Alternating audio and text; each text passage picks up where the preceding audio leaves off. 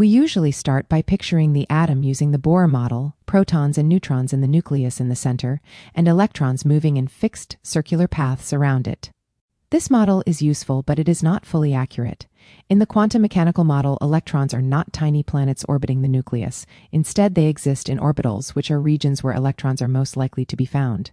Now let's look at energy levels. We can label them as n equals 1, n equals 2, n equals 3, and n equals 4. Imagine an electron starts at n equals 1. When a photon of yellow light comes in with the right amount of energy, the electron absorbs that energy and jumps up to n equals 2. But the electron does not stay there forever. It falls back down to n equals 1 and re-emits light. This is how atoms can absorb and emit specific colors of light. Now suppose red light comes in. If the red light does not have enough energy to match the energy gap, the electron cannot absorb it. So instead, the light passes by or bounces off. Next, cyan light comes in. This photon has more energy, so the electron can jump from n equals 1 to n equals 3. In a different case, violet light comes in. Since violet light has even higher energy, it can excite the electron to n equals 4. The key idea is that electrons can only absorb specific amounts of energy. The energy change equals Planck's constant times frequency.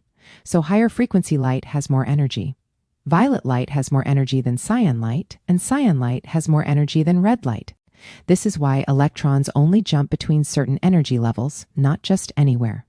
Now let's connect this to orbitals. According to the quantum mechanical model, electrons are arranged in orbitals such as s orbitals, p orbitals, d orbitals, and f orbitals. An s orbital is more spherical. A p orbital has a dumbbell shape. D and f orbitals are more complicated, but they still represent regions where electrons are likely to be found.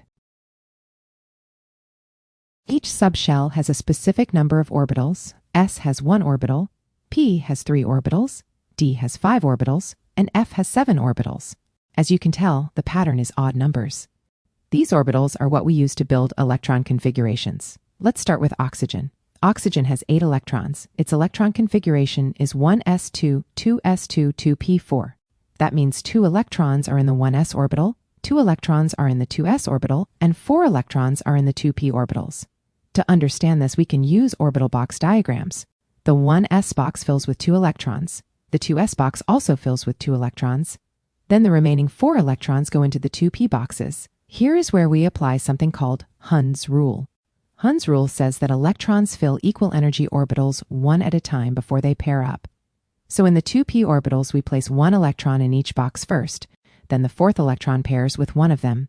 That gives oxygen its electron configuration, 1s2, 2s2, 2p4. The general process of filling orbitals from lower energy to higher energy is called the Aufbau principle. Now let's look at copper. We can repeat the same process as before.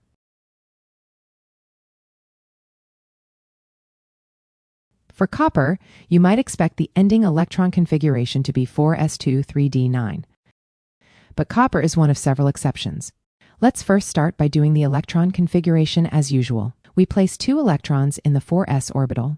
In the 3d orbital, we follow Hund's rule, first placing 5 electrons singly, and only afterwards making pairs with the remaining electrons. 1 electron from the 4s orbital moves into the 3d orbital, so copper becomes 4s1, 3d10.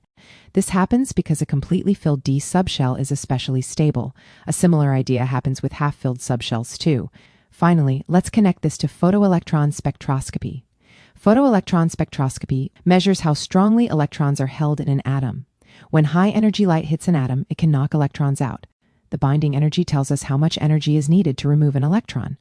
Electrons closer to the nucleus have higher binding energy because they are held more tightly. Electrons farther from the nucleus have lower binding energy because they are easier to remove. For oxygen, the 2p electrons are the easiest to remove, so they have the lowest binding energy. The 2s electrons are held more tightly. The 1s electrons are closest to the nucleus, so they have the highest binding energy.